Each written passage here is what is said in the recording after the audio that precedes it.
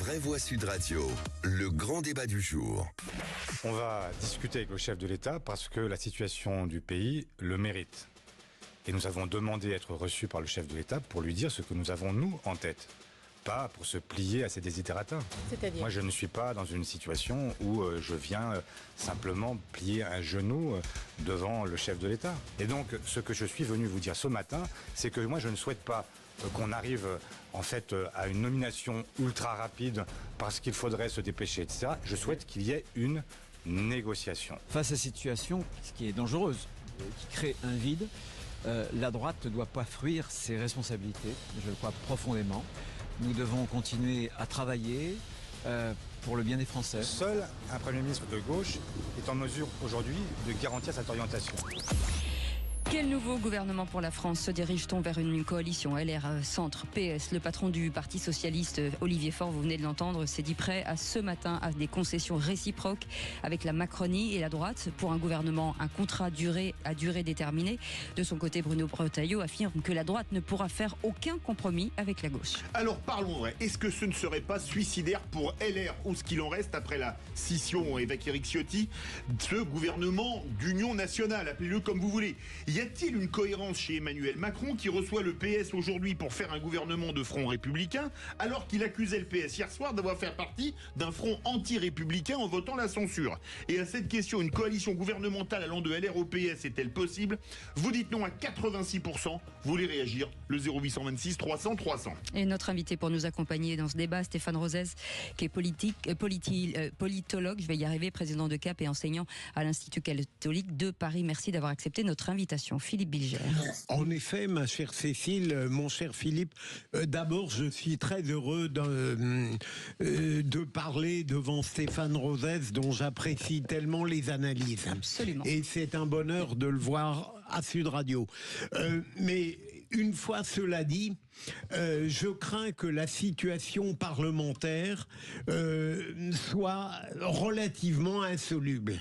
J'espérais, quand j'entendais Olivier Faure ce matin, qu'il avait enfin compris que le détachement de LFI était nécessaire. Et puis après, il a émis des réserves. Je suis frappé, je termine là-dessus, parce qu'il y a beaucoup de choses à dire. C'est le fait que la composition de l'Assemblée nationale oblige en quelque sorte à des manœuvres, à des stratagèmes, à des coalitions qui sont contraires à toute transparence politique. C'est ça le drame, et à chaque fois que quelque chose peut apparaître comme une coalition plausible, elle est immédiatement détruite par un camp opposé qui ne veut pas légitimement gouverner avec la gauche ou avec la droite. Et tout cela me fait penser que la demande de démission du président n'est pas si absurde que cela, compte tenu du blocage actuel.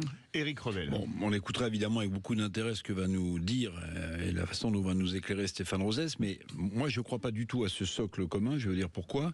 Je ne vois pas comment et sur quelle base, par exemple, le PS ne renoncerait pas à abroger la loi sur les retraites. Je ne vois pas comment les LR, de leur côté, accepteraient, puisque c'est une des oukases d'Olivier Faure, qu'un Premier ministre de gauche vienne à Matignon. En réalité, ce qui va se passer, s'ils arrivaient à trouver un terrain d'entente, je vais vous dire, c'est que ça va libérer un espace politique considérable et pour Mélenchon et pour Marine Le Pen. Parce qu'en réalité, les électeurs de LR ne pardonneraient jamais une alliance avec le PS. Ceux du PS se retrouveraient bien seuls en cas de dissolution pour se faire réélire sans les voix de LFI.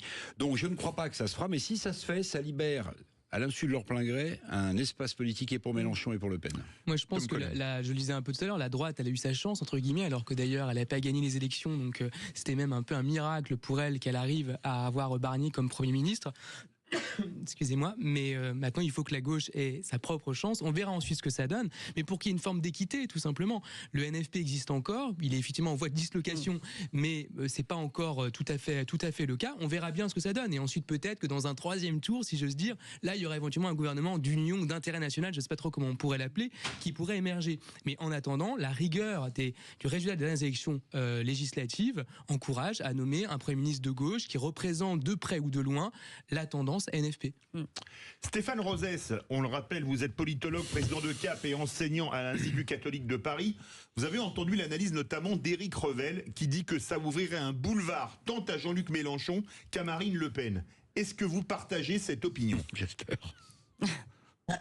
Oui, je partage cette opinion dans la mesure où, ayons en tête que pour ces députés, ils ont la perspective des municipales et de la présidentielle. Et donc les arguments de vos experts sont justes. À la fois, il faut trouver un gouvernement à la France, mais le mode de scrutin fait que les uns et les autres regardent d'abord leur électorat. L'électorat RN, l'électorat LFI, anti-Emmanuel Macron, c'est un électorat populaire.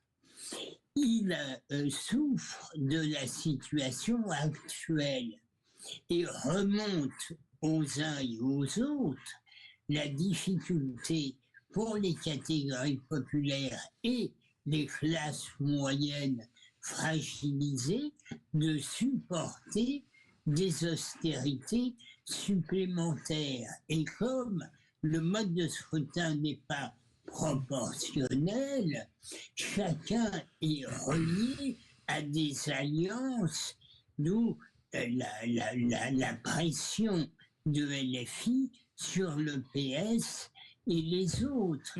Donc, je suis d'accord au fond avec M. Bilger.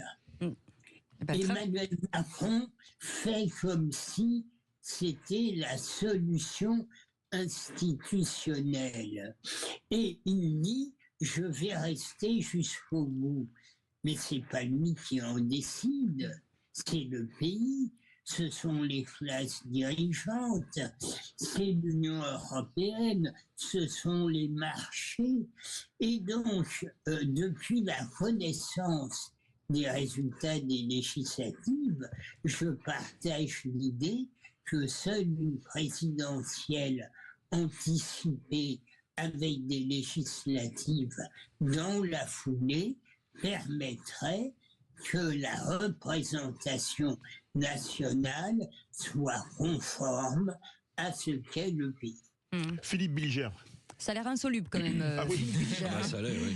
Stéphane Rosès, est-ce que, à votre avis, si le président avait procédé à la dissolution durant la discussion budgétaire, est-ce qu'elle aurait eu les mêmes conséquences calamiteuses que celles à laquelle il a procédé et qu'il continue à justifier de manière totalement aberrante?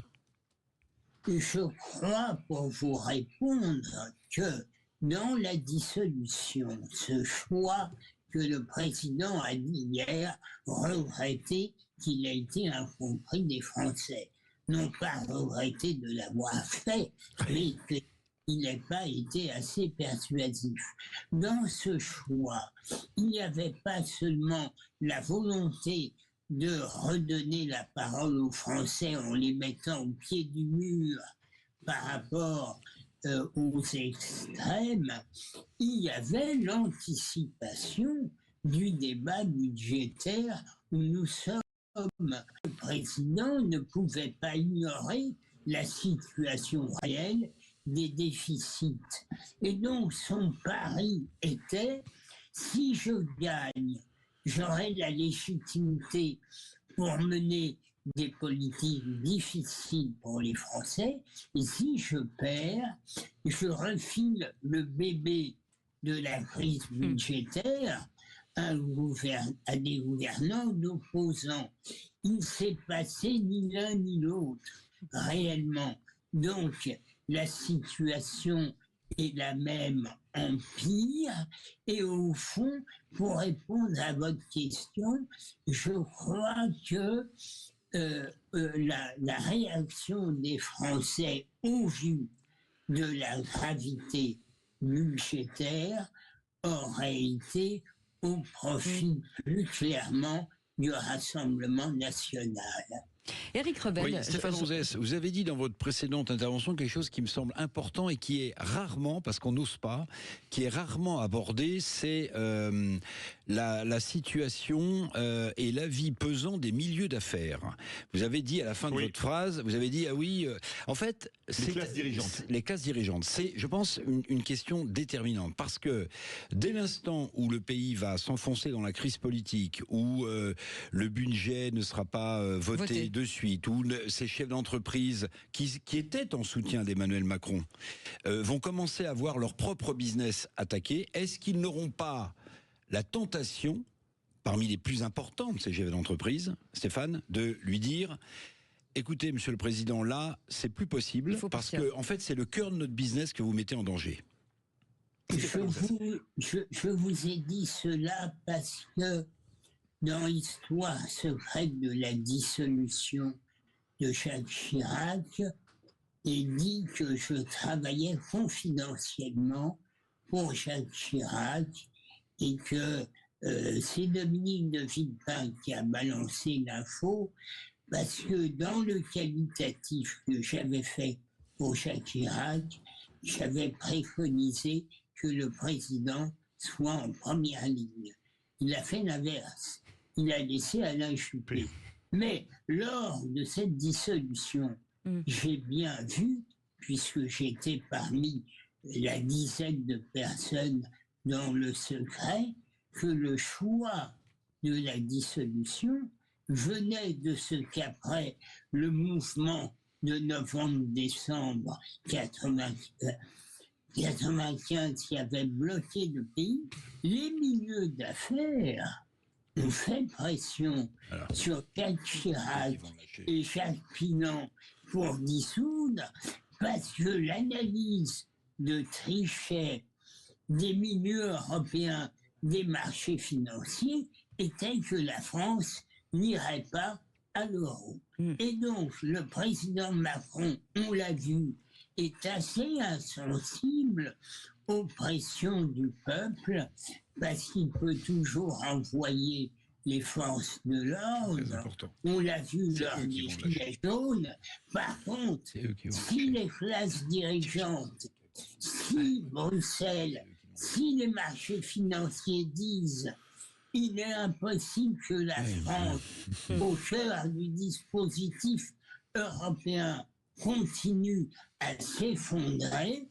Alors, Emmanuel Macron est encore jeune et on va lui proposer un placard, mais on va lui expliquer que les vacances, c'est terminé et que les milieux d'affaires préféreront l'ERN ou la droite dans la cohérence, plutôt que cette situation incroyable où le pays s'effondre sans État, sans gouvernement, sans stabilité. On part au 0826 300 300 retrouver Xavier de Bordeaux. Bonsoir Xavier. Vous croyez à ce gouvernement LRPS, on va appeler ça comme ça ? Ou LREMPS? Oui, alors je pense que ce ne serait pas une solution très cohérente politiquement. Ça enverrait un signal un peu de confusion généralisée aux électeurs. Je pense qu'il serait temps, en fait, je pense comme Tom Conan, il serait temps de donner sa chance à un gouvernement NFP, sachant qu'on sait très bien qu'il y aura une dissolution dans 8-9 mois. Donc ce serait un gouvernement transitoire, un gouvernement en CDD. Ce serait la solution de court terme, parce qu'on est dans une situation quasiment insoluble. Mais il y a quand même deux solutions. La solution de court terme, c'est d'avoir un gouvernement NFP engagé sur des mesures qui feraient consensus au sein de l'Assemblée nationale, la réforme des retraites par exemple, l'abrogation, et des solutions de long terme. Parce que cette crise-là, on a beau faire une présidentielle anticipée, comme disait Stéphane Rosès, je ne suis pas d'accord avec lui. Si on fait une présidentielle anticipée, qu'est-ce qui risque de se passer? Il risque d'y avoir exactement la même chose, une tripartition de l'Assemblée nationale. Donc des solutions de long terme, pour terminer, ce serait d'aller vers une 6e république, c'est-à-dire une république plus équilibrée en termes de répartition des pouvoirs, et vers aller surtout une classe politique capable du compromis, comme c'est le cas partout en Europe, en Suède, en Allemagne, etc.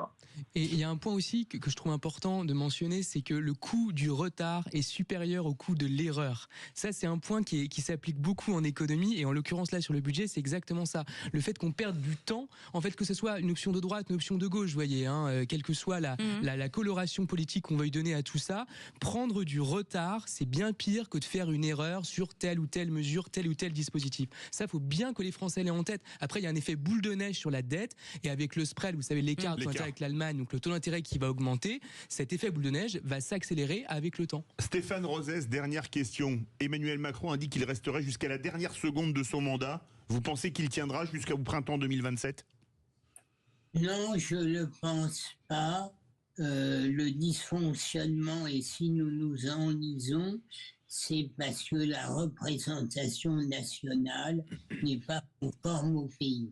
Et votre auditeur ne doit pas mésestimer que des législatives dans la foulée de la présidentielle, logiquement, le président a une majorité. Pourquoi ça ne s'est pas passé en 2022 ?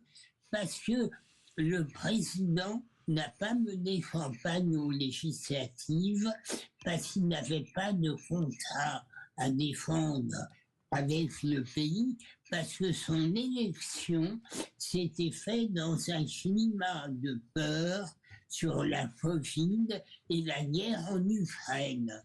Et donc, il n'a pas eu de majorité. Mais s'il y a une présidentielle, le président va dire, le futur, tous vont dire, je demanderai des législatives permises par l'article 5. C'est la position de l'ancien secrétaire général du Conseil constitutionnel. Il peut y avoir des législatives dans la foulée d'une nouvelle présidentielle parce que ce n'est pas le même président. Merci. Voilà. Merci. Et là, il y aura cohérence. Merci mille fois vous. Stéphane Rosès d'avoir été avec nous, politologue, président de la CAP et enseignant à l'Institut catholique de Paris. Merci mille fois d'avoir été avec nous. Dans un instant, le qui c'est qui l'a dit, c'est beaucoup plus détendu, vous allez voir. Sud Radio, votre attention est notre plus belle récompense. C'est vraiment agréable d'entendre une radio aussi joyeuse, même que ce soit le 7h du matin et le soir, c'est excellent. Sud Radio, parlons vrai.